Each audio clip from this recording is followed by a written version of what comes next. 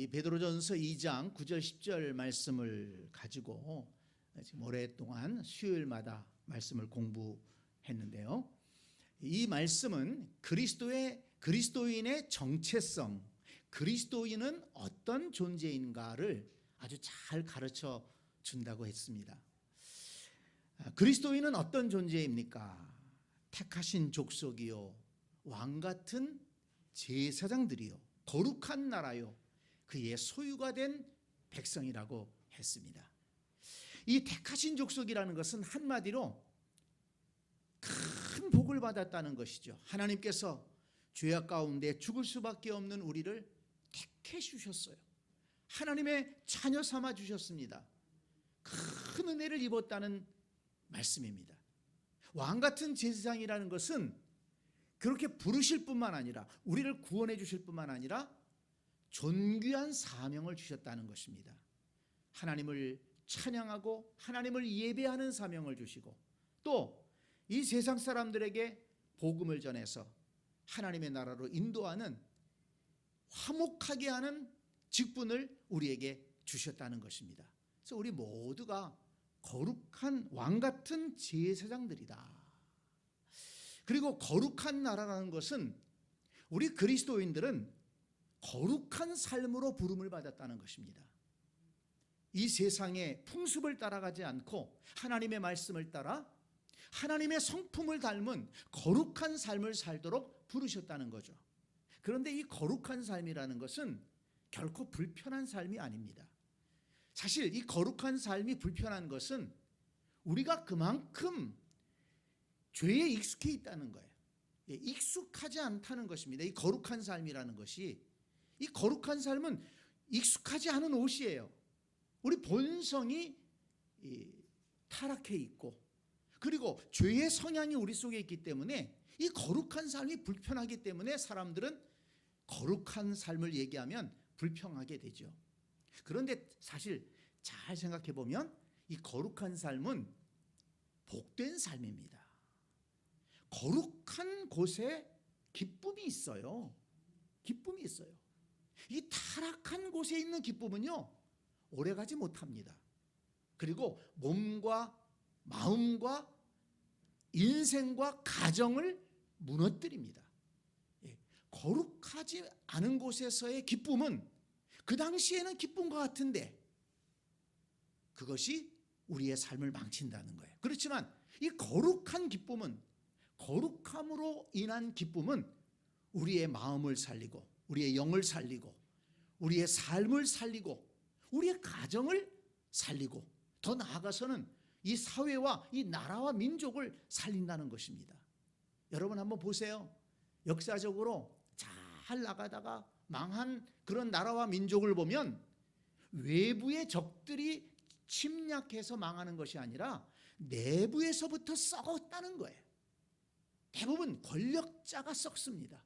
그리고 권력자를 중심으로 해서 그 주변에 이 권력 가진 이들이 썩고 타락하고 부패하고, 그리고 그런 것들이 백성에게까지 미쳐서 그 나라가 결국 망하는 것이죠. 그것을 이스라엘에서, 유다에서 잘 보여주지 않았습니까? 그래서 이 거룩한 나라, 거룩한 백성으로 부름받았다는 것은 불편한 것이 아니고 복된 삶으로 부름받은 것이다.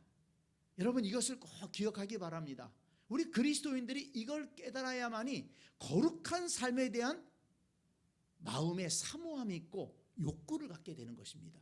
이 그리스도인들도 거룩한 삶이라고 그러면 불편해해요. 아이고 어떻게 그렇게 살아갑니까? 물론 완벽하진 않지만 우리 그리스도인의 삶은 거룩한 삶을 향해서 나아간다. 그래서 이 방탕하고 타락한 삶은 외면하고 잘라버리고 끊어버리고, 그리고 우리는 거룩한 삶으로 살아가는 것입니다. 그리고 그의 소유가 된 백성이라는 것은 하나님의 소유가 되었다. 이거야말로 정말 복된 일이죠. 하나님의 집안에 하나님의 소유가 됐어요. 그러면 하나님께서 지키신다는 것입니다. 하나님이 지키셔요. 그리고 하나님의 복을 물려받는다. 성경에서 약속하는 것이 뭡니까? 기업을 물려받게 하심이라. 기업을 얻게 하려 하심이라. 그 기업이라는 것은 상속입니다. 하나님께서 예비하신 것을 물려받는다. 하늘의 복을 물려받는 존재다. 하나님께서 이 땅에서 지키시고 그리고 하늘의 유산을 우리에게 물려주신다. 그것이 그의 소유가 된 백성입니다. 그러니까 이 그리스도인이 되었다는 것은 이건 대박났다는 거예요. 영원히 구원받을 뿐만 아니라 존귀한 직분으로 부름받았고 거룩한 삶을 통해서 복된 인생을 살게 하고 그리고 하나님께서 지켜주시고 하나님의 유산을 물려받는 영원한 삶을 살아가게 되는 그런 존재로 부름받은 사람들이 바로 그리스도인이다. 여러분 이 은혜를 깨닫게 되시기를 바랍니다. 이것을 지금까지 쭉 살펴봤습니다. 그래서 이것을 한마디로 10절에서는 어떻게 정리하고 있습니까? 10절 말씀에서 전에는 백성이 아니더니 이제는 하나님의 백성이요 전에는 긍휼을 얻지 못하였더니 이제는 긍휼을 얻은 자니라. 아멘. 전에는 하나님 백성이 아니었어요. 택하신 족속, 왕같은 제사장, 거룩한 나라, 그의 소유가 된 백성 아니었습니다. 그런데 이제는 하나님의 백성이 되었습니다. 예수 그리스도의 은혜로 그리스도 안에서 우리가 하나님의 백성이 되었습니다. 그리고 이제는 하나님의 긍휼하심을 얻은 자가 되었습니다. 여러분 그리스도인이란 어떤 존재인가 이 사실을 잊지 마시고 늘 이 베드로전서 2장 9절 10절 말씀을 마음에 담고 감사하면서 신앙생활할 수 있기를 간절히 축복합니다. 그런데 말씀을 보면 이제 오늘 마지막 주제인데요. 이렇게 하나님께서 우리를 불러주시고 하나님의 자녀 삼아주신 이유가 무엇일까? 하나님은 또 하나의 뜻이 있으십니다. 그게 뭡니까? 이는 너희를 어두운 데서 불러내어 그의 귀한 빛에 들어가게 하시니의 아름다운 덕을 선포하게 하려 하심이라 그랬습니다. 그래서 지난주 수요일에 아름다운 덕이 무엇인가를 구체적으로 살펴봤잖아요. 너희를 어두운 데서 불러내어 그의 귀한 빛에 들어가게 하신 것, 그것이 하나님께서 행하신 아름다운 덕입니다.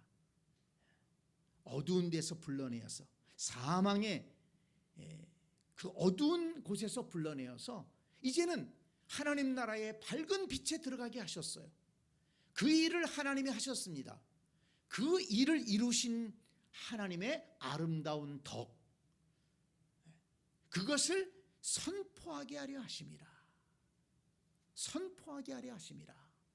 이제는 하나님의 은혜를 선포하는 삶을 살아야 된다는 것입니다.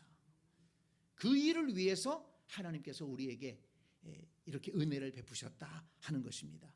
자, 그러면 이 선포한다는 것이 무슨 뜻일까요? 선포한다. 우리가 나가서 막 큰 소리로 외치는 것일까요? 뭘 외칠까요? 말씀을 살펴보면서 두 가지로 정리해 볼 수 있었습니다. 첫째는 하나님과 하나님이 이루신 일을 찬양하는 것입니다. 찬양을 통해서 높여드리는 거예요. 감사하는 것입니다. 하나님을 찬양하고 또 하나님께서 이루신 일을 찬양하는 것이죠. 감사하는 것입니다. 그것이 바로 선포하는 것입니다. 하나님은 이것을 기뻐하신다는 겁니다. 이사야 43장 21절을 보면 우리가 잘 아는 말씀이 있습니다. 이 백성은 내가 나를 위하여 지었나니 나를 찬송하게 하려 함이니라. 하나님께서 이스라엘 백성을 택하신 것, 하나님의 백성을 지으신 이유가 뭐라고요? 하나님을 찬양하게 하려고 부르셨다는 것입니다. 역대상 16장 23절 24절을 보니까 온 땅이여 여호와께 노래하며 그의 구원을 날마다 선포할지어다. 그의 영광을 모든 민족 중에 그의 기이한 행적을 만민 중에 선포할지어다 그랬습니다. 이 말씀에서 아주 잘 보여주고 있습니다. 온 땅이여 여호와께 노래하며 여호와께 노래하며, 여호와 하나님, 전능하신 하나님, 우주 만물을 창조하신 그 하나님을 찬양하고 그 하나님을 노래하는 것입니다. 그 영광 돌리는 것입니다. 그것이 하나님의 영광을 선포하는 것이죠. 그리고 그의 구원을 날마다 선포할지어다. 하나님께서 우리를 구원해 주신 것을 선포할지어다. 그의 영광을 모든 민족 중에 그의 기이한 행적을 만민 중에 선포할지어다. 세상을 향해서도 하나님께서 이루시고 하나님께서 행하신 일들을 선포하고 알리라는 것입니다.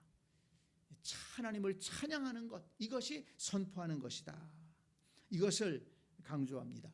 신약에서도 마찬가지입니다. 에베소서 1장 3절로 6절을 보면 바울이 구원에 대해서 이제 설명을 하면서 뭐라고 하냐면 찬송하리로다. 지금 구원의 역사를 말씀하면서 맨 먼저 찬송하리로다 그렇게 시작합니다. 그러면서 하나님 곧 우리 주 예수 그리스도의 아버지께서 그리스도 안에서 하늘에 속한 모든 신령한 복을 우리에게 주시되 곧 창세전에 그리스도 안에서 우리를 택하사 우리로 성령 안에서 그 앞에 거룩하고 흠이 없게 하시려고 그 기쁘신 뜻대로 우리를 예정하사 예수 그리스도로 말미암아 자기의 아들들이 되게 하셨으니 이는 그가 사랑하시는 자 안에서 우리에게 거저 주시는 바 그의 은혜의 영광을 찬송하게 하려는 것이라. 네, 베드로 전서에서 베드로가 말씀한 것처럼 지금 바울도 그대로 얘기합니다. 창세전에 우리를 택하셨다. 주의 사랑 안에서 우리를 거룩하게 흠이 없게 하시려고 우리를 자기의 아들들이 되게 하셨다. 자녀가 되게 하셨다. 이렇게 하신 것은 우리에게 거저 주시는 바 그의 은혜의 영광을 찬송하게 하려는 것이라. 그렇습니다. 하나님께서 이렇게 우리에게 은혜를 주신 것은 우리에게 찬송받으시기를 원하신다는 것입니다. 여러분, 하나님의 은혜를 늘 찬송하기를 즐겨하시기를 바랍니다. 뭐 그렇게 세상 노래 많이 부르는 분들도 안 계시겠지만은 일부러라도 우리가 하나님을 찬양하고 하나님의 이름을 높여드리는 것, 이것이 바로 하나님의 영광을 선포하는 것이고 하나님께서 우리에게 주신 그 구원의 은혜를 선포하고 알리는 것입니다. 그래서 두 번째, 이 선포한다는 의미는 더 나아가서 하나님께서 어떤 분이신지, 그리고 이 하나님께서 이루신 이 구원의 사건에 대해서 세상 사람들에게 알리는 것, 전도하는 것, 자랑하는 것, 그것이 바로 선포하는 것의 의미라는 것입니다.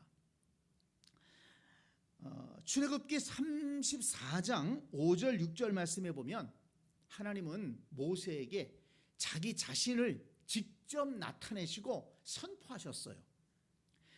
제가 읽어보겠습니다. 여호와께서 구름 가운데에서 강림하사 그와 함께 거기 서서 여호와의 이름을 선포하실세 여호와께서 그의 앞으로 지나시며 선포하시되 여호와라 여호와라 자비롭고 은혜롭고 노하기를 더디하고 인자와 진실이 많은 하나님이라. 하나님께서 모세를 부르시고 모세 앞에서 자기 자신에 대해서 스스로 선포하셨어요. 모범을 보여주신 것 같아요. 이렇게 하나님께서 자기 자신을 선포하시면서 모세에게 또 이스라엘 백성들에게 하나님을 잘 섬기고 믿음으로 살아갈 것을 촉구하신 것이죠. 그 다음에는 이스라엘에게 하나님을 나타내라고 말씀하셨습니다. 하나님을 나타내고 하나님을 자랑하고 만민 중에 하나님을 자랑하고 하나님을 전하라. 이스라엘 백성들에게 부탁하셨습니다. 역대상 16장 23절 24절 앞에서도 읽었는데요. 온 땅이여 여호와께 노래하며 그의 구원을 날마다 선포할지어다. 그의 영광을 모든 민족 중에, 그의 기이한 행적을 만민 중에 선포할지어다. 이스라엘이 경험한 구원, 그 출애굽의 능력, 구원, 영광, 그것을 만민 중에 선포하라는 거예요. 만민에게 알리라는 것입니다. 그것이 이스라엘 민족의 사명이었습니다. 그런데 이스라엘은 그 사명을 감당하지 못했죠. 오히려 하나님의 영광과 하나님의 능력을 선포하기보다 가나안 땅에 우상을 따라갔습니다. 그래서 결국은 이스라엘이 망하게 되지 않습니까? 여러분, 하나님께서 내게 주신 은혜를 선포하는 삶을 살아가십시오. 하나님께서 내게 주신 은혜를 자랑하는 습관을 들이십시오. 그 삶 속에 은혜가 있습니다. 그리고 그 삶이 정말 능력 있는 삶으로 변하게 됩니다. 시편 66편 16절을 보니까 하나님을 두려워하는 너희들아 다 와서 들으라. 하나님이 나의 영혼을 위하여 행하신 일을 내가 선포하리로다. 다 와서 들어라. 하나님이 내게 이루신 일을 내가 선포하겠다. 이게 이스라엘 백성들이 가져야 될 태도라는 거예요. 하나님을 알고 하나님이 행하신 그 일을 알잖아요. 하나님이 베푸신 은혜를 알기 때문에 그것을 만민 중에 선포해라. 이게 이스라엘 민족의 사명이었습니다. 그런데 신약에 와서는 그 사명을 누구에게 주셨습니까? 교회와 성도들에게 그 사명을 주셨어요. 하나님을 나타내고 하나님이 베푸신 은혜를 자랑하고, 그것이 다른 말로 하면 복음 전도지요. 예수 그리스도를 통해서 내게 주신 그 은혜를 자랑하는 것, 그것이 복음 선포고 그것이 복음 전도 아니겠습니까?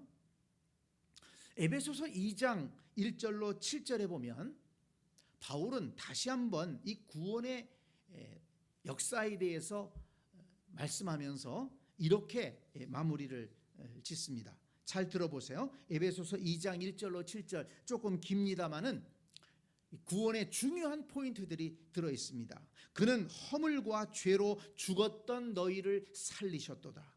그때 너희는 그 가운데서 행하여 이 세상 풍조를 따르고 공중의 권세 잡은 자를 따랐으나 곧 지금 불순종의 아들들 가운데서 역사하는 영이라. 전에는 우리도 다 그 가운데에서 우리의 육체의 욕심을 따라 지내며 육체와 마음에 원하는 것을 하여 다른 이들과 같이 본질상 진노의 자녀였더니 긍휼이 풍성하신 하나님이 우리를 사랑하신 그 큰 사랑을 인하여 허물로 죽은 우리를 그리스도와 함께 살리셨고 또 함께 일으키사 그리스도 예수 안에서 함께 하늘에 앉히시니 이는 그리스도 예수 안에서 우리에게 자비하심으로써 그 은혜의 지극히 풍성함을 오는 여러 세대에 나타내려 하심이라. 이렇게 말씀했습니다. 그 은혜의 지극히 풍성함을, 그 지극히 풍성한 은혜가 무엇입니까? 허물과 죄로 죽었던 우리를 살려주셨다는 것입니다. 본질상 진노의 자녀였는데 긍휼이 풍성하신 하나님이 그 큰 사랑을 인해서 허물로 죽은 우리를 그리스도와 함께 살리셨어요. 함께 일으키셨어요. 그리고 함께 하늘에 앉히셨어요. 부르시고 살리시고 일으켜주시고 하늘에 앉혀주십니다. 영원한 하나님 나라의 복을 누리게 하셨습니다. 그런데 이 풍성한 은혜를 여러 세대에 나타내려 하심이라. 바로 교회와 성도들을 통해서 하나님께서 예수 그리스도를 통해 이루신 그 구원의 역사를 나타내게 하신다. 바로 교회와 성도들의 사명인 것입니다. 그래서 갈라디아서 6장 14절에 보니까 바울은 이렇게 고백합니다. 그러나 내게는 우리 주 예수 그리스도의 십자가 외에 결코 자랑할 것이 없으니, 결코 자랑할 것이 없으니, 바울은 십자가 외에는 자랑할 것이 없다. 왜냐하면 그것이 가장 소중한 것이기 때문에, 가장 위대한 것이기 때문에, 자신을 살리고 나라와 민족을 살리는 일이기 때문에 십자가 외에는 자랑할 것이 없다. 이렇게 고백했던 것입니다. 예수님께서 제자들에게 이 일을 당부하셨죠. 마가복음 16장 15절 보니까 너희는 온 천하에 다니며 만민에게 복음을 전파하라. 이 전파하라, 이게 바로 선포하라는 거예요. 복음을 선포해라. 그 복음이 뭡니까? 허물로 죽은 너희를 살리셨도다.